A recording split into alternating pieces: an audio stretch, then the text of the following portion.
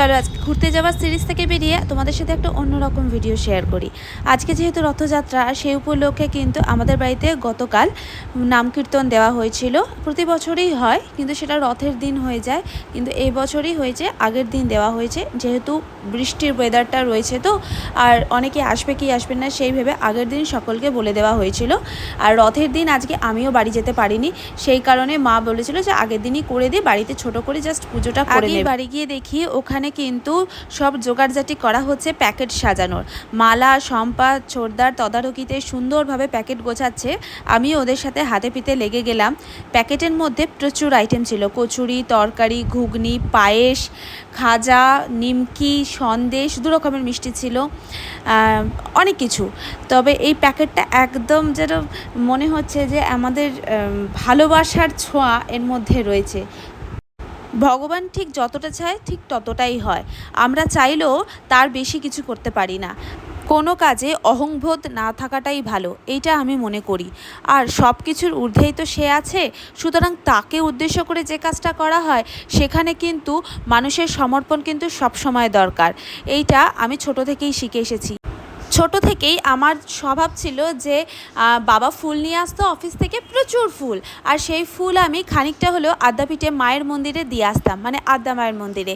আর এটা আমার ছোটোবেলার স্বভাব ছিল, একদম ছোটোবেলার। এবং এটা আমার রোজের একটা রুটিন ছিল। সকাল 6টা থেকে 6:30টার মধ্যে উঠেই আমি কিন্তু চলে যেতাম মায়ের মন্দিরে পুজো দিতে। আর ওখান থেকে কিন্তু একটা অমৃতভোগ আমাদের কিন্তু হাতে দেওয়া হতো। আর তখন কিন্তু খুব মন চাইতো, যখন দেখতাম অনেক লোকের সমাগম হয়েছে, বেশ আমাদের বাড়িতে একটা পুজো হবে, অনেক লোক আসবে, এটা কিন্তু আমার ছোট থেকে খুব ইচ্ছা ছিল। আর এটা ইচ্ছা ছিল যে বেশ তাদেরকে আমি খাওয়াবো, প্রাণ ভরে সবার হাতে হাতে প্রসাদ তুলে দেবো। সেই স্বপ্নটাই না এখন আমার কিন্তু বাস্তবে পূরণ হয়। আসলে মানুষ মন থেকে যে কাজটা করে না, সেটা পূরণ হবেই। আর বাড়িতে কোনো আয়োজন নিজে নিজে করলে তার মধ্যে কিছু না কিছু ত্রুটি কিন্তু সবসময় লেগেই থাকে, কিন্তু সেটা যতটা সম্ভব মেকআপ করার চেষ্টা করা যায় সেটা আমরা করে থাকি। আর এটা আমাদের ছোট থেকেই স্বভাব। তবে আজকের দিনে আমার একটা স্বপ্ন পূরণও হয়েছে, সেইটা আমি তোমাদের সাথে এই পুজোর দিনেই শেয়ার করব। আমার হাজব্যান্ডের একটা বই বেরিয়েছে, যে বইটার নাম হচ্ছে 21 সানডে পোয়েমস। সেই বইটা আজকেই ও সবার সামনে দেখাবে। আমি তোমাদের সামনে স্টোরিতে এর আগে শেয়ার করেও ছিলাম, কিন্তু এটা আমার কাছে একটা স্বপ্ন ছিল, ওর কাছেও একটা স্বপ্ন। ওর নিজের হাতে লেখা গল্প সকলে পড়বে, এবং সেটা কিন্তু বিভিন্ন লাইব্রেরিতে পৌঁছেও গেছে। ওখানে কিন্তু কীর্তনীয়রা সকলে কিন্তু ঠাকুরের নাম গান দিতে শুরু করে দিয়েছিল। আর এখানে ছোটদা আর আমি সবার পিছনে পড়ে গেছিলাম। ও তো খোল নিয়ে বসে পড়েছিল, আমি ওর পাশে বসেছিলাম, আর মা দুজনকে তিলক কেটে দিয়েছে। আমাদের ভাই বোনের মধ্যে প্রচণ্ড মিল আছে। আমার যে ভাইয়ের বউ শম্পা, ওর সাথেও কিন্তু আমার ভাব বেশ একদম ছোটোবেলার বন্ধুর মতো।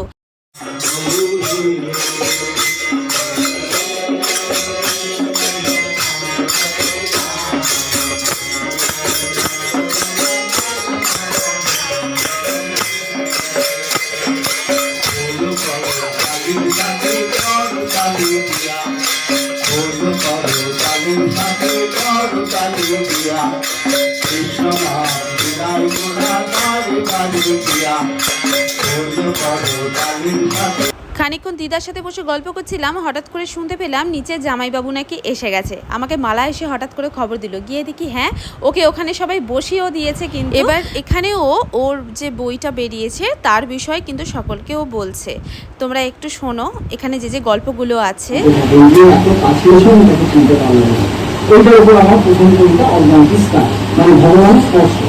আর একটা গীতগোবিন্দ লেখা জয়দেব আর কি, উনি লিখতে গিয়ে উনি একটা জায়গার জন্য আটকে গেছিলেন, সেটা উনি কিছুতেই লিখতে পারছিলেন না।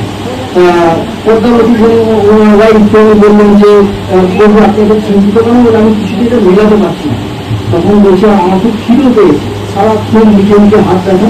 তখন আমি গেল অজয় নদী থেকে চান করে আসছি, তারপরে আমি এখানে ঢুকবো। উনি অজয় নদীতে চান করতে গেছেন। এবার কিছুক্ষণের মধ্যেই ফিরে এসেছি। তখন পদ্মাবতী বলছি যে প্রভু আপনি এত তাড়াতাড়ি ফিরে এলেন, আর নদীটা অনেকটা দূর। বলেছেন আমি গেছিলাম তাড়াতাড়ি, খুব ফিরে পেয়েছি, তো গিয়ে দেখলাম নদীর জল সব শুকিয়ে গেছে। সেই জন্য আমি চলে এলাম, কারণ আমাদের স্টোকটা মনে পড়ে গেছে। সেই জন্য আমি তাড়াতাড়ি করে খেয়ে আমি ঘুরতে বসি। তো পদ্মাবতী অবাক হয়েছিলাম, তো কোনো হয়নি।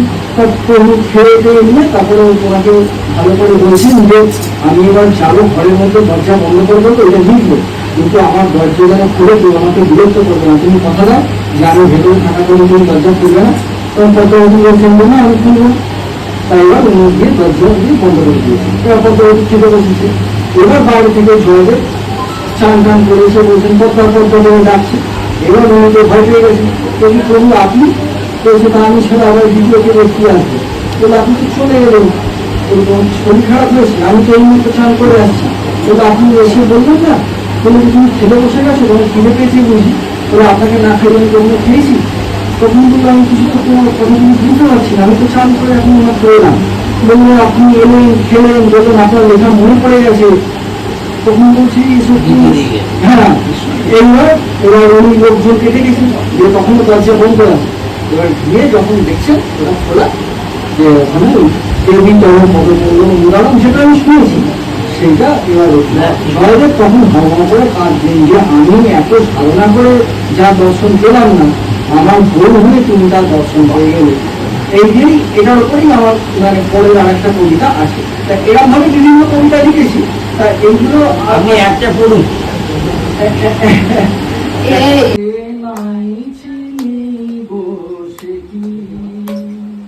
সে কি আমায় নেবেছিলে এই নব ফাল্গুনের দিনে, জানি জানি যদি কারে নাই চিনিব সেদিন আমার পুরীর কানে কবে, আমার পুরীর কানে কবে কথা কানে কানে পরাণ তাহার নেবে দিনে, এই নব ফাল্গুনের দিনে, জানি সে কি আবল রঙে ফুল আমাদের, সে কি মর্মে সে ফুল ভাঙাবে, ঘুমটা আমার তরু পাতা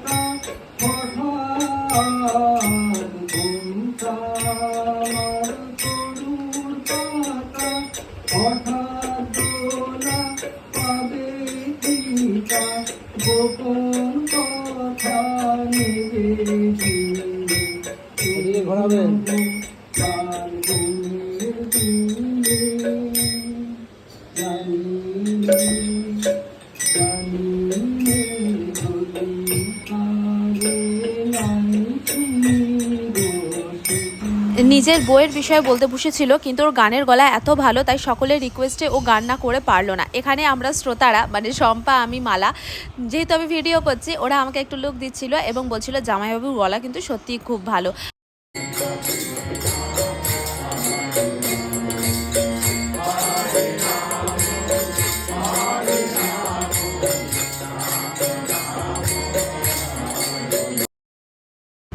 সবাইকে কিন্তু এখানে পাতায় পাতায় সমস্ত রকম ফল সাজিয়ে দেওয়া হচ্ছিল, আর ও পাশে তো প্যাকেট রেডি আছে।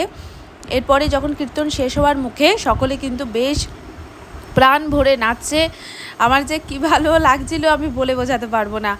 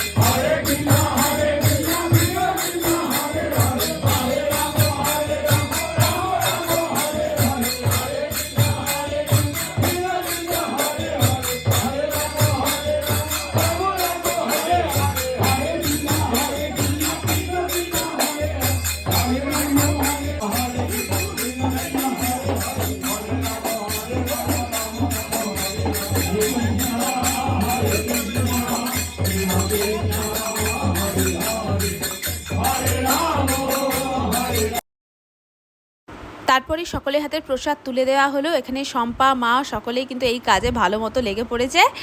আর এরপরে একটু ভগবানের কাছে বসার পালা। দেখেছো কাণ্ড, যাকে উদ্দেশ্য করে এই সমস্ত কাজ করা তাকেই আমি সবার শেষে দেখাচ্ছি। আসলে সে তো অন্তর্যামী, সে ভেতরটা সম্পূর্ণ বোঝে, এটা আমি দৃঢ়ভাবে বিশ্বাস করি। আর তাকে আমি এতটা স্মরণ করে চলি, আমি জানি আমার প্রতিটা কাজের আগে ভগবানের নামটা আমার সব ক্ষেত্রে আসে। সকলকে প্রসাদ বিতরণের পর যে প্রসাদ বাড়িতে আর বাকি অবশিষ্ট ছিল, আমরা সকলে মনে কিন্তু নিজেদের মধ্যে ভাগ করে নিলাম। তার মধ্যে আমি আর ছোটদা বলে এখানে ভেজিটেবল চপ খাচ্ছিলাম, আর একটা কচুরি আলুর দম দিয়ে এত লাগছিল দুর্দান্ত খেতে যে কি বলবো। এখানে আমাদের প্যাকেটের মধ্যে প্রচুর আইটেম ছিল, কিন্তু তার মধ্যে আমার এই লুচি আর আলুর দমটা এত ভালো লেগেছিল শম্পার হাতের, আমি কিছু ছুঁইনি, শুধু এই কটাই খেয়েছি, বাদবাকি আমি বাড়ি নিয়ে চলে এসেছিলাম। আর বেরোনোর আগে দেখি আমার কর্তামশাই এখানে বসে ঠাকুরের ধ্যানে মগ্ন হয়ে গেছেন। তারপর সকলকে টাটা করে বাড়ি, কারণ বাড়িতে এসে পরের দিনের অনেক কাজ আছে।